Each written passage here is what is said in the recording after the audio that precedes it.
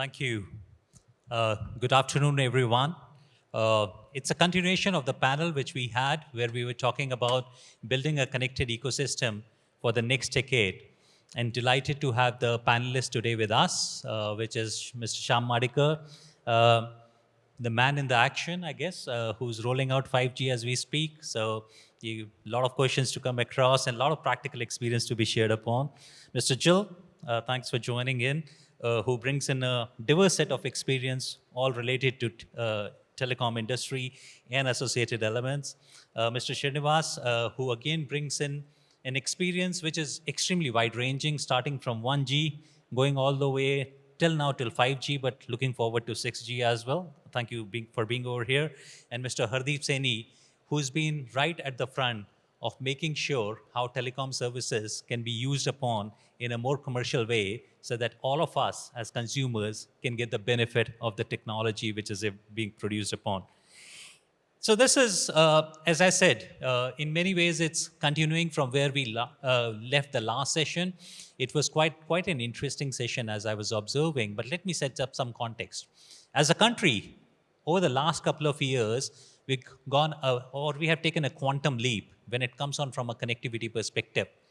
The world, as well as the country, recognize the power of technology and the network which is required to bring in connectivities across, and we saw that happening during pandemic.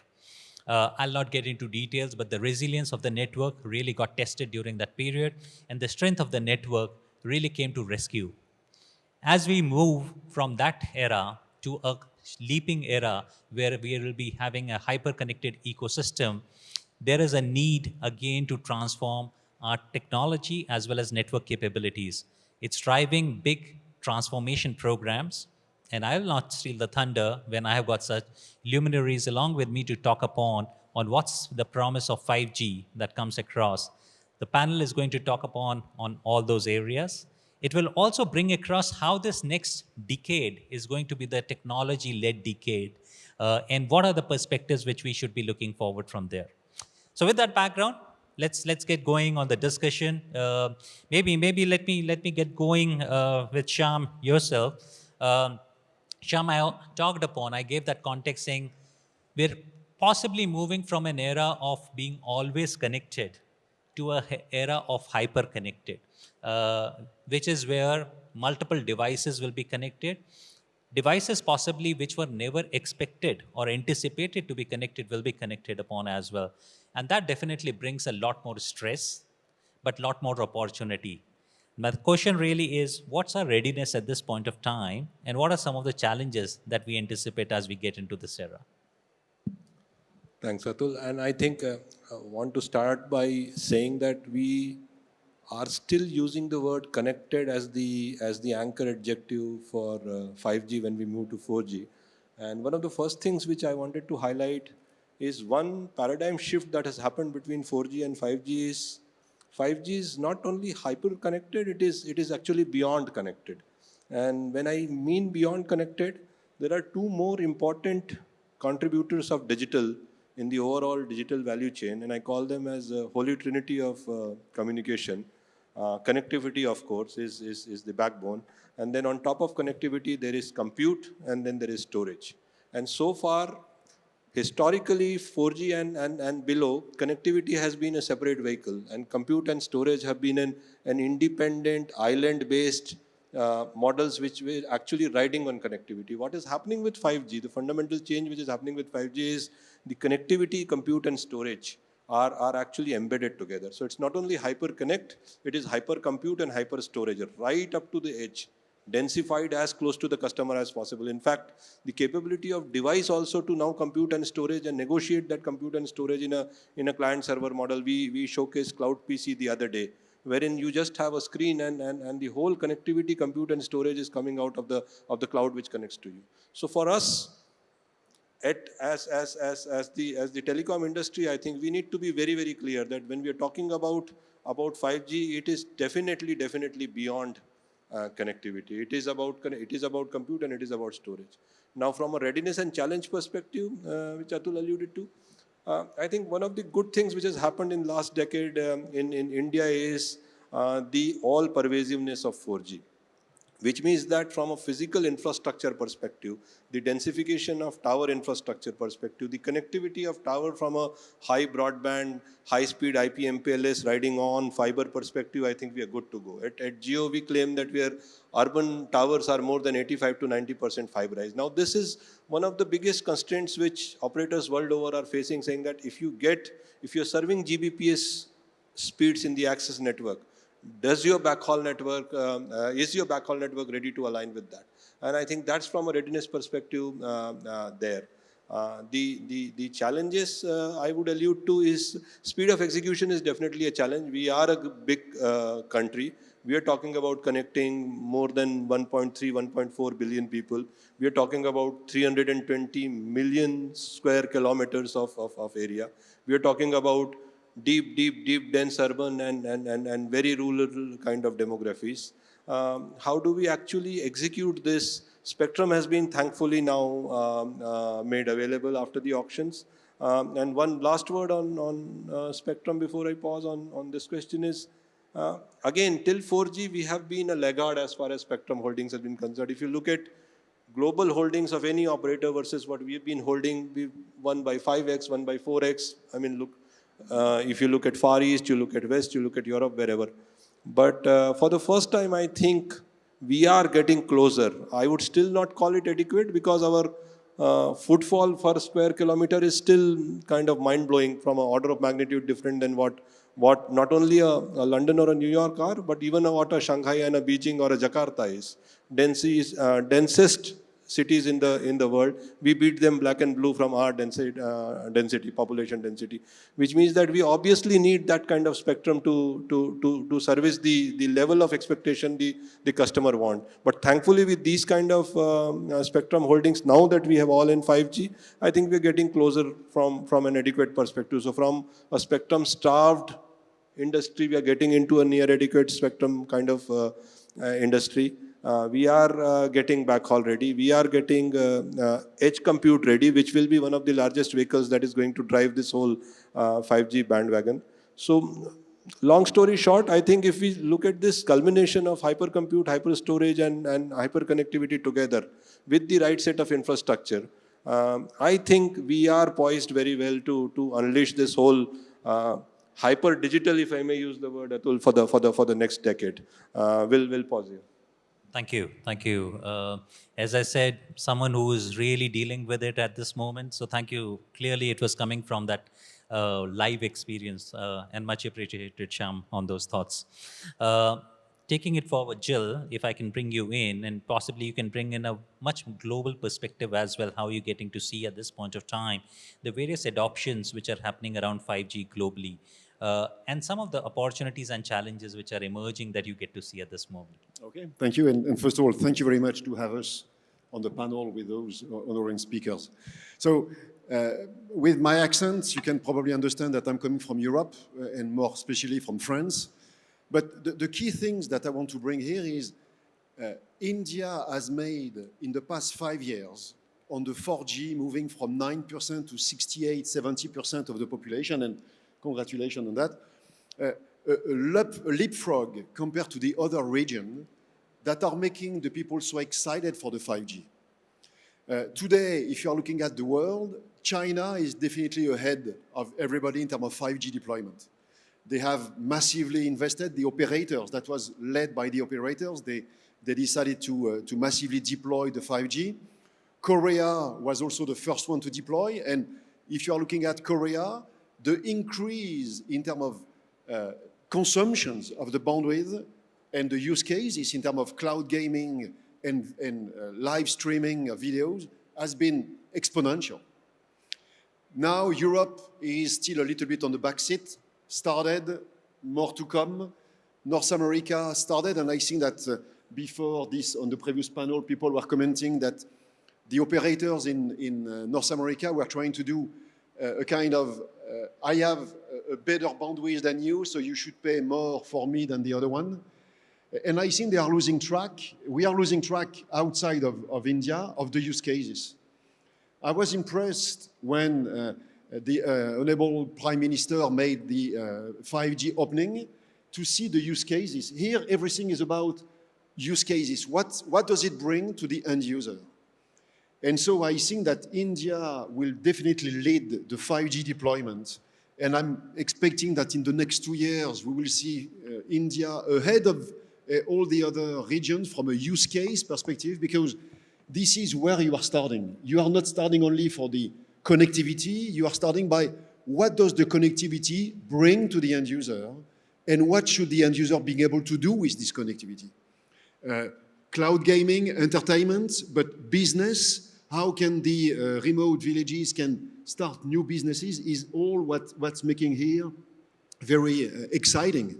And we are strongly believe that as an AMD, as a technology platforms, we will be accelerating the India 5G deployment. Thank you. Thank you so much, Gilles, for sharing those perspectives, bringing a global viewpoint, and how you see India being positioned rightfully at this point of time to take the journey ahead. Very, very interesting thoughts.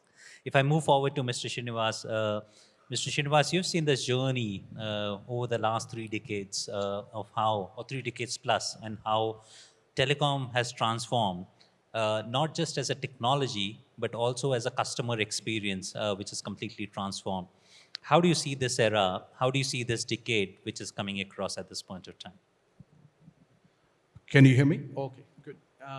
So let me start with my experience in wireless cellular technology. So when I started my career as a engineer, as a fresher, new grad, my first project was 1G, which was analog cellular at the time, called AMP standard. So my first project was to build a hardware cellular access processor along with the team. So in those days, the base station, which serves the wireless, used to occupy this whole stage. And each device is so big that you needed a backpack to carry it. And the battery used to run for 15 minutes, 10 minutes. So that's how we started our cellular journey at that time, right? So then on, I've been engineer since then on and stayed with engineering, and we have seen many transitions, many disruptions. So from AMP's analog technology, we moved to digital. We went to 2G, which European standards called it GSM. And then there was equivalent technology on the North American side, other side of the pond, which is CDMA. So there were 2 standards going at each other on the 2G side, and then 2.5G side. Then we eventually came together in the 3G, in the UMTS, where we have, from standards perspective, both voice and data coming together, but small of data. And then eventually into the 4G LTE, everything has become data now. So there were a lot of technology shifts, right, from analog to digital. And then from there, from different technology like ATM technologies, TDD technologies to TDM technologies to IP, all IP, 4G is all IP technology. And then also transition from voice to data. And we all know how the voice to data transition happened. I mean, everybody, I still remember our vice president came in and said, voice is still the king. And then before we knew it, it was all data. And so if you don't take care of the technology transitions and the disruptions, you get disrupted. So we have seen it with not only the technology vendors, but also with the operators as well. So in India, for the operators who have adopted CDMA technology, they disappeared, and they all converged into one technology at the end of the day. So moving forward between 4G and 5G, what I would say is, I know there were a lot of discussion in the earlier panelists and speakers. See, the 2 key things that are the difference between 4G and 5G are 2 things. One is from 3GPP standards perspective, it's called EMBB, which is enhanced mobile broadband, and then ULL, which is ultra low latency. So how do you achieve those 2, right? How do we make it happen? Is you have to enable applications. Otherwise, like the previous panelist said, you'll get extra data, more broader, and you get more bandwidth. But to enable, you need network architecture. So the network architecture is very important. So you need to have disaggregated, distributed architecture where you can actually be flexible in your deployment, because many applications would require low latency. Okay, you can provide ULL in 5G, but when you actually measure in any 5G network, I have verified in Verizon, AT&T, end-to-end latency is still in 40 milliseconds, 35 milliseconds, because I mean, the end-to-end also requires going through the backhaul, mid-haul, all those latencies. So those cannot be solved overnight. So that's when these edge technologies come into picture. You need to have some of these applications hosted on the edge. So at Rakuten Symphony, I mean, we pushed hard on the Open RAN, Open and Virtual RAN technologies.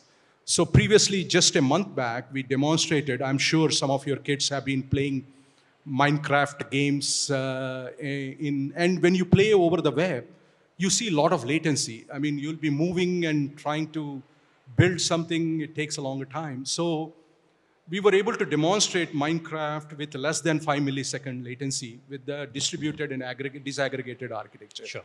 So that is where I see moving forward. We need to be, network architecture is very important to get the maximum out of 5G.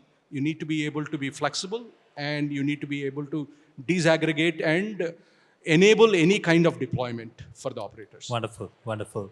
I think the key over there, as you walked us through the memory, and I was sharing this yesterday in another panel, saying that every generation, the duration which is required to move from one generation to another generation has only gone down, but the power has only increased. So thank you for walking us through that memory lane, and how 5G brings in a lot of promise, and how architecture is going to be so important. I think that brings in a great segue to bring in Hardeep over here. Hardeep, clearly 5G as a technology promises a lot more. We just heard Mr. Srinivas talked upon on edge, ORAN, virtual RAN being talked upon, network slicing being talked quite extensively, saying how some of these technology and the shifts which it's coming along with 5G will bring in a lot more flexibility in the way how some of the objectives can be attained. I believe you deal with this, helping all the operators in bringing this vision into reality. Your thoughts around the same? Sure. I think I'll probably start with something Shyam said earlier, that in terms of the fundamental assets, which is spectrum in our case, we now have access to a combination of low band, mid band, and high band spectrum. So that serves as a good baseline to build good networks, right? In terms of what technology brings in, you have multiple facets of technology, and depending on what you're trying to achieve, you could have some very, very specific applications. The baseline technology, for example, will give you much higher capacities, because we are building in techniques like massive MIMO, multi-user MIMO. So what that is able to do is to help you reduce your cost per bit and bring lot of bandwidth or throughput to the end user. Then the other aspect is improving or making the user experience more consistent. One of the challenges you will have as you transition is, in the earlier generations, the edge users used to have very poor performance in some sense. So if you are at the edge, the bandwidth is limited, but there are a lot of users competing. You used to have that challenge. Now with the beamforming techniques, you are able to improve that edge user as well. So from a coverage perspective, end user experience perspective, that helps. And then on top, the technology provides a lot of hooks. Some of that are available now, some of that come in due course, right? So you have ultra reliable low latency. You talk. There is also massive machine type communication. So I think the thing which probably excites me the most is we have on air interface or on wireless technologies, we have not provided any guarantees in terms of service or bandwidth. But you can provide some QoS, but it's not really guaranteed. But for some some specific use cases, it is very, very important to have a certain target as far as packet drops, as far as latency goes. So that's one feature which as a technologist at a personal level, I'm very excited about, right? And then as you go forward, you have standards will continue to evolve. So what we will see is probably in the first wave, you will see a lot of EMBB applications, but as you start converging, as you take the smartphone users along, you will have all these new segments which will open up, which could be your private networks, enterprises, some specific use cases. So then the technology becomes available to a lot of other industries which we did not have in our fold as it grows. And if you look at basic standards participation as well, so you will not just see technology companies, operators coming in, but a lot of other industry people now have started represent. There is 5G Automotive Association, right? And there are other verticals. A lot of industry 4.0 players now show up in the standardization for 5G and 5G Advanced, 6G going forward. So that tells you in terms of the applications, everybody sees it as an opportunity. The question is going to be what timeline, and that will purely be dependent on one, both the network and the device availability, and second thing is ecosystem readiness in general to have the right application, the right mix of use cases available to them. Things like AR, VR, I think everybody talks about it, metaverse as well. Some of those things will require some of these advanced features, and I think they will come soon enough. I think so. We are right at the cusp in some sense. Thank you. Thank you for sharing those thoughts, Hardeep. Very clearly, you brought in a perspective of saying how technology is helping in bringing the cost per bit down. And yet it's attracting the ecosystem to come together, because that's the potential and opportunity which is coming along with this technology. So thank you. Thank you for sharing those inputs. Shyam, if I was to come back to you, and in the initial opening question, you did highlight upon how there is a big quantum shift that's happening. It's a fallacy to think it's only network. It's about the compute, it's about the storage which is coming. But the point which just came up as Hardeep was talking, the opportunity is now much wider and much broader. How do you see, as a technology provider, you are creating this for the future? And what's the industry at large should be looking forward to? Because I did talk upon initially saying lot many things which in past were very difficult to get connected upon. There is a big promise over here. And every industry is potentially going to get benefited out of what we are looking as a future over here. But as a technology provider, how do you see that unfolding across for the country? I think an excellent question, Atul, and very relevant one as well. So if you look at the whole demand side economics of communication for the next 10 years and how is that panning out, we can very clearly see that this is getting broken up into three very orthogonal vectors, and each one of these three orthogonal vectors need to be treated separately, need to be dealt with separately. The first vector is more or less what we have been seen so far in our communication journey, and it is more of the same of what exists today. We're calling it enhanced mobile broadband, but effectively it is consumer mobile consumption, which is actually now going to get 50, 60, 100, 200% upside with the new resource available.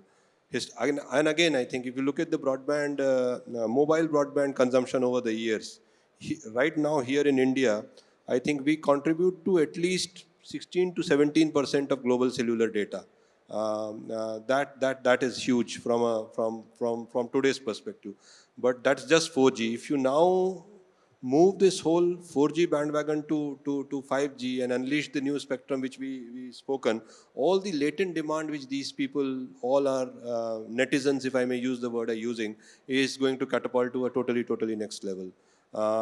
And even the behavioral changes which this is driving. If you look at digital natives, the students today, even infants today, and then younger executives, smartphone is now a very integral part of the human anatomy now. I mean, most of us will now have withdrawal symptoms if the phone is actually moved away from more than a meter's reach. I think if I can't touch it, I'm feeling a withdrawal symptom. That's the biggest fallacy. So if this goes up, and if this gets into a 2x, 3x per capita consumption, we are already talking about upshift in consumption of data going forward. So that's vector one on consumer, more of the same. Vector two is around machines. Vector two is around things. And that is getting to a crazy scale now. Anything that can be connected is going to get connected in this decade. And when I say anything, it's anything or anyone you're talking about. We have cows in our stall which highlight that how is cattle productivity getting driven using Internet of Things. How is machine-to-machine communication, onboard devices for tracking, for optimization, for performance management, the whole manufacturing thing, the whole education, how this is going to. So this vector again, and this is again from a technology and telecom perspective, it's an easy task from the functional definition perspective, because most of us know what needs to be delivered. I think you will need now bite-sized connectivity with bite-sized devices, but into millions and tens of millions and hundreds of millions, if not billions, going forward. And that is going to hit us in the ecosystem going forward. Vector number three, and that is the most complicated and the most promising vector, if I may use the word, is the Industry 4.0. And this is where I think a deep coupled collaboration between the industry verticals and telecom people is going to kind of be the fundamental platform on which this is going to play over next few years. We are talking about domain experts from manufacturing, we are talking about domain experts from agriculture, domain experts from commerce, education, healthcare. All of these guys will now need to imagine their world with this whole digital platform. You are giving them compute on the click. You are giving them connectivity on the click. You are giving them storage on the click. There is an underlay cloud for them to play upon. Distances will finish. The readiness of edge data centers will make them super independent, will make them super proficient from a time and motion study, from a productivity per capita perspective, from a productivity per node perspective. And if you actually look at this, this is going to be a big force multiplier, if I may use the word, in this whole Industry 4.0. It's not about just a good glamorous digital version of what they were doing. This good glamorous digital version of what they were doing is actually going to put them into a totally different league. But this will be a heavy lifting. There will be a heavy lifting required with us as telecom industry and with all the adjacent industry people coming together, collaborating, understanding the design, because here it will be a bespoke solution. Unlike Vector 1 and Vector 2, where you can actually define a solution in a cookie cutter model and replicate it, here there will be multiple bespoke scenarios which are going to play out. And if you mix all of these three vectors, what you're going to see is your depth of penetration in your consumer business, be it mobile, handheld or home, has increased manifold. Your depth of penetration, on the other hand, in connecting things, devices, cars, washing machines, cows, cattle, whatever you say is going to increase. And then the way the business operates on the industry side, the way a manufacturing cycle runs will be, and I think it will be very, kind of looks a bit of science fiction right now, but it will be very interesting to see if you fast forward into, let's say, 2028 or 2030, the same manufacturing assembly line of an industry. How will that change with all of this deep digitization happen, with all the effort and the inputs which these domain experts need to play in and make us understand on how to convert them. But this is what makes 5G promise much more ubiquitous, if I may carry the technical word, much more promising going forward. Atul. Thank you, Shyam, again, for bringing us to understand the three vectors and how those three vectors are going to come together. And that's the power of 5G, to bring across three very diverse, maybe today already in existence, but in a very diverse ways, how technology is going to bring them together. And as you said, it becoming ubiquitous eventually. That's the way forward from here. I think I'll come back on some related points to you, Shyam, but maybe continue with this conversation if we were to move to Gilles. Gilles, every technology, we've been talking a lot more on the pros of the technology. but every technology definitely also brings another side to it. Anything that you would like to share upon based on your experience, where you get to see what could be some of the measures which we possibly are not really thinking through at this moment, but may come back and as a wider society may impact us as we move Thank forward? you. Thank you for this question. So I will use the three vectors that you mentioned, because at the end, all those three vectors will generate data. You are talking about millions, tens of millions, hundreds of millions of connected devices. But what are we doing with the data? What will you be doing, the operators, with those data, or the business? And I think that today, this is probably the challenge that we have in front of us is, what are we doing with this humongous data that will be generated by the sensors, by the connected cars, the video surveillance, by the washing machine and all agricultural? What are we doing with those data, and how do we monetize those data? Because at the end, we are a technology platform provider. We need to monetize our devices and our platforms.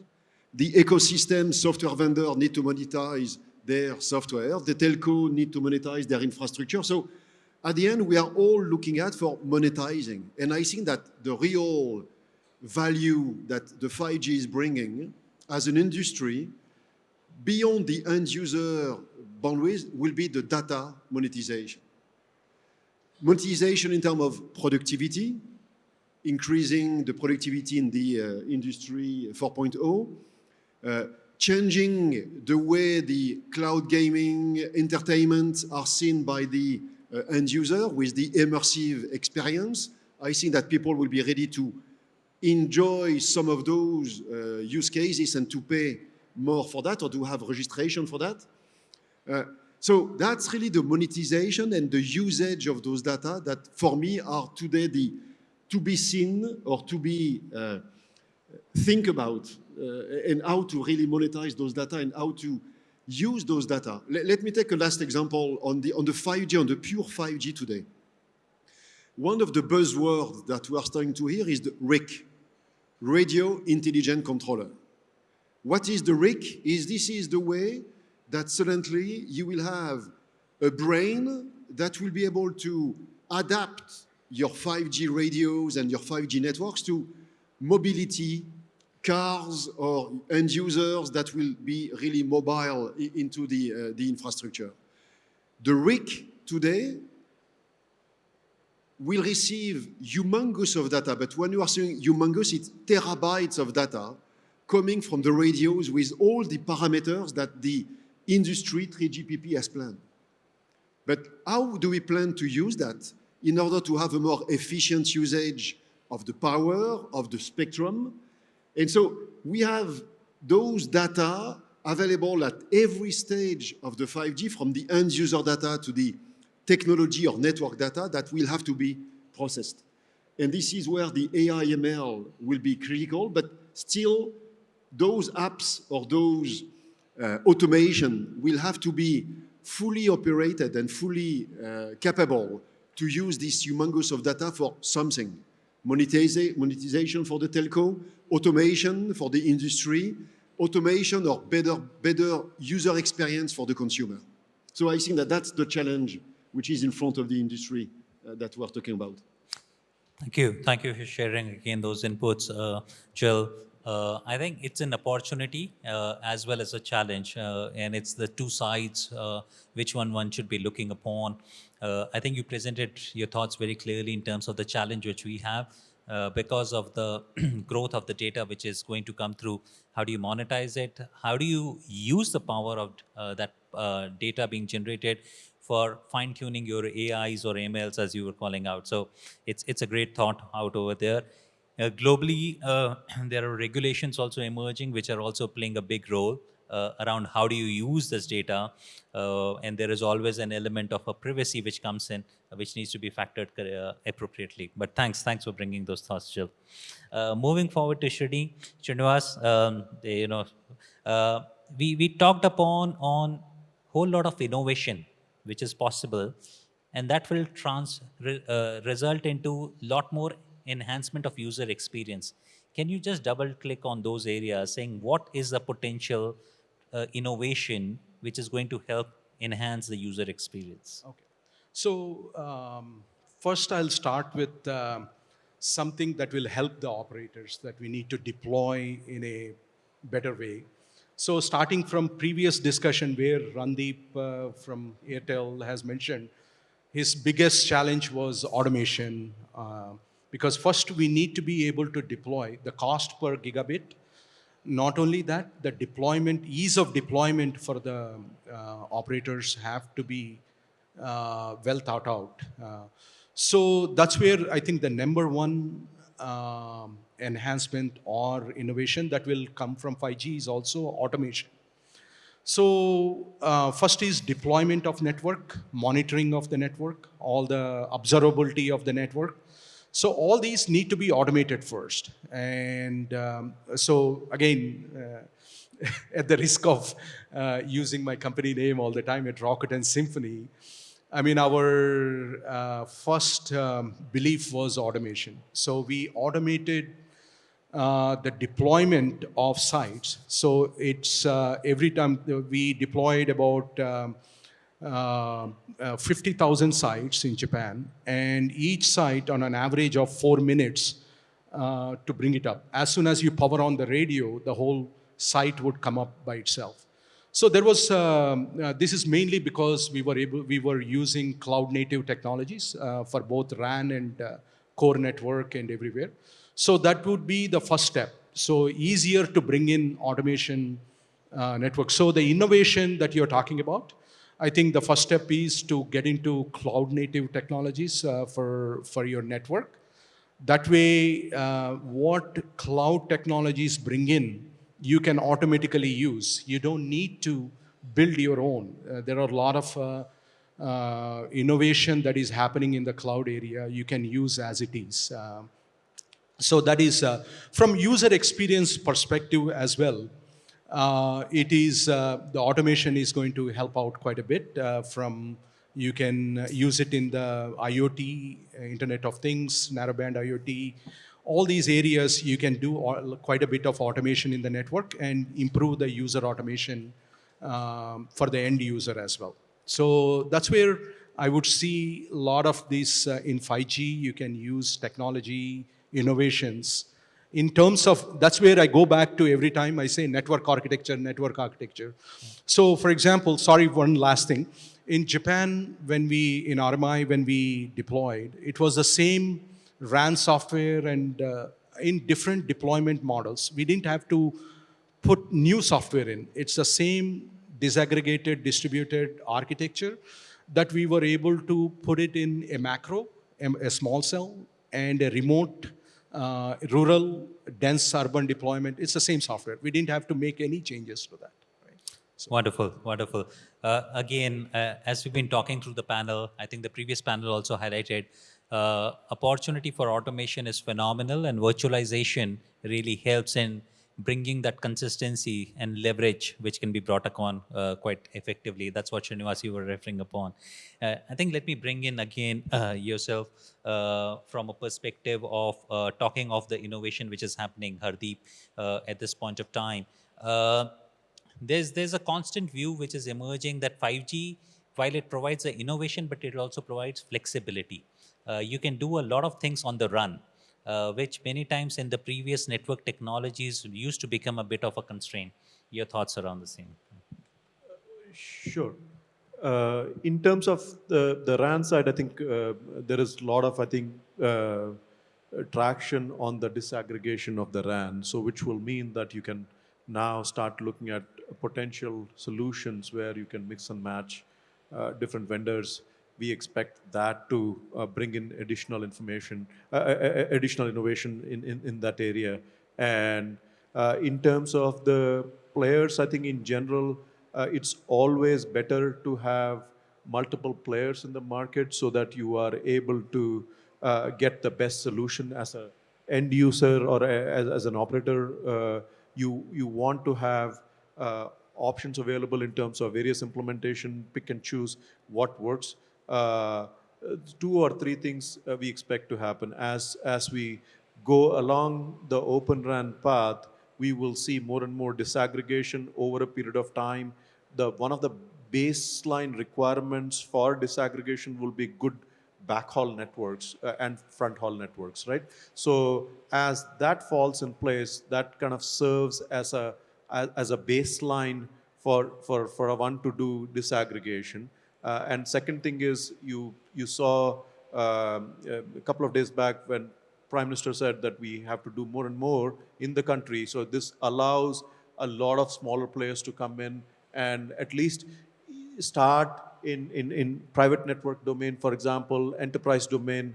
So that also kind of helps improve some specific use cases which do not require a big box solution as well.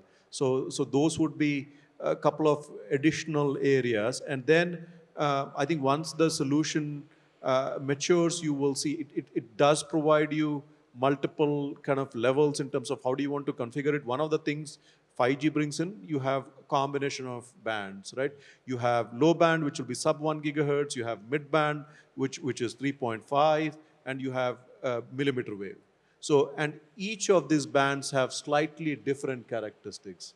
Low band, you are doing, for example, passive antennas. Mid bands, you can do massive MIMO. So that requires more computation. When you go to high bands or millimeter wave, you have almost a gigahertz of bandwidth.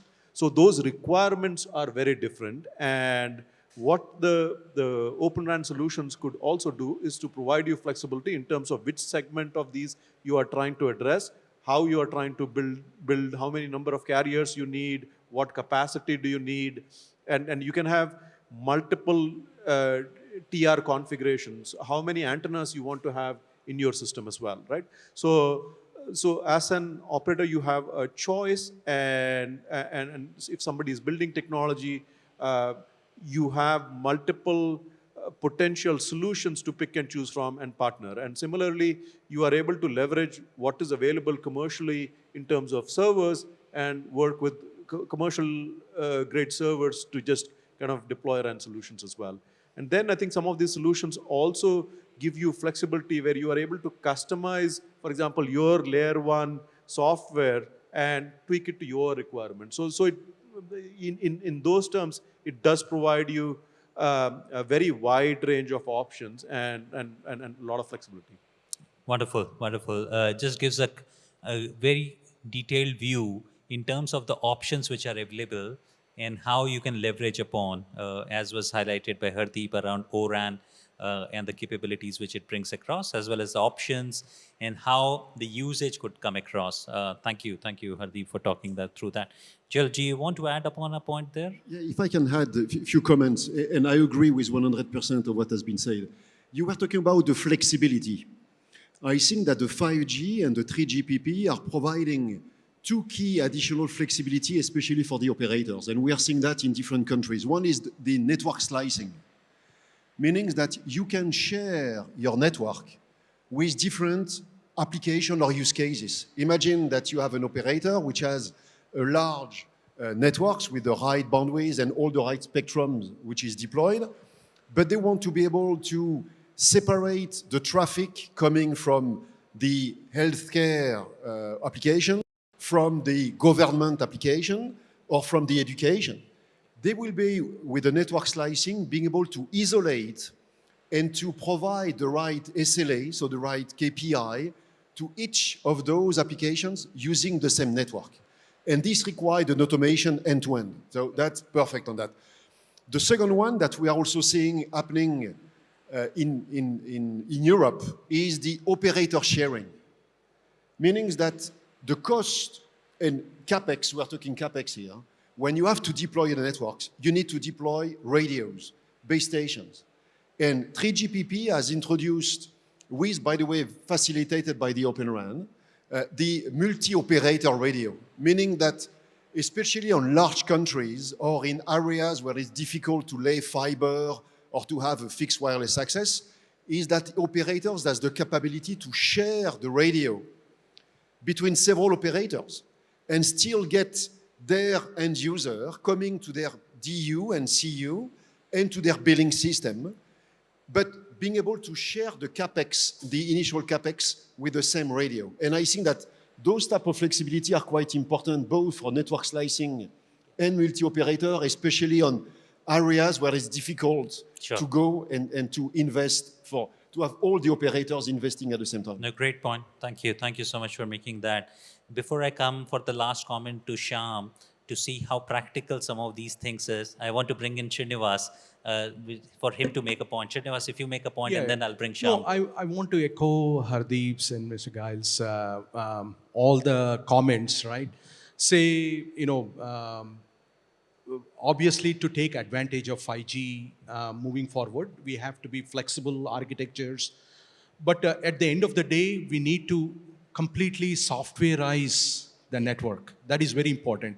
For example, Uber today is not a taxi company, it's a software company, right? Whether you take Swiggy or Zomato or anything, they're all software companies, they're not delivery companies. So in the same way, I think moving forward, to get the flexibility that we need in the network, we need to softwareize the network as much as possible.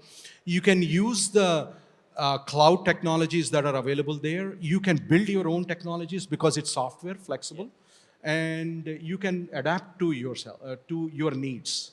That's the point I wanted. Wonderful. No, thank you. Thank you for making that point. Shyam, as I said, last comment from you. We talking the power of the technology, maybe your perspectives on what's feasible and what's the country really going to get experienced upon. See, I think we spoke about readiness on all the three orthogonal vectors. We spoke about consumers, we spoke about machines, we spoke about enterprise. And if you actually look back over last 10 years, I think a lot of that has happened was actually considered extremely, extremely difficult, both from the scalability perspective in the country, complexity of technology, uptake of device perspective, and of course the whole disaggregation concept of moving the software away from hardware, moving the control away, and all of that. So I think it looks a bit a tall ask, but I think, like somebody said, I think it looks impossible till it is done. And I think I would repeat where we started. I think we are on the verge of getting there now. The recipe, the underlying recipe is in place. We have infrastructure, we have spectrum, we have towers, we have fibers, and best of all, we have the brilliant Indian mindset to go there and deliver what is expected of us to deliver. I think there are some good tailwinds. Device ecosystem is growing very fast. Capability to make programmable network is now increasing almost exponentially. The chipset industry is, I believe, and keeping my fingers crossed, is coming out of the trough that was in a year back, and I hope we see better days. So I think all of this converging into the coming quarters, I think we are very, very well suited to convert next 3, 4, 5 quarters as a foundation for the next decade or Techade, as we are starting to call it now, and get there and make a really unbelievable thing real, which we can all look back and be proud of. Atul. Wonderful, wonderful. Couldn't be a better way to summarize it. As Shyam called out, we got the ingredients, we got the recipe, and we got the tailwinds. And if there was anything, India always has a desire and the way to show the world what can be delivered. Thank you so much, the panel members, for talking us through today and really talking upon how this connected ecosystem for next decade will be the reality as we move forward from here. Let me give it back to the organizers. Thank you.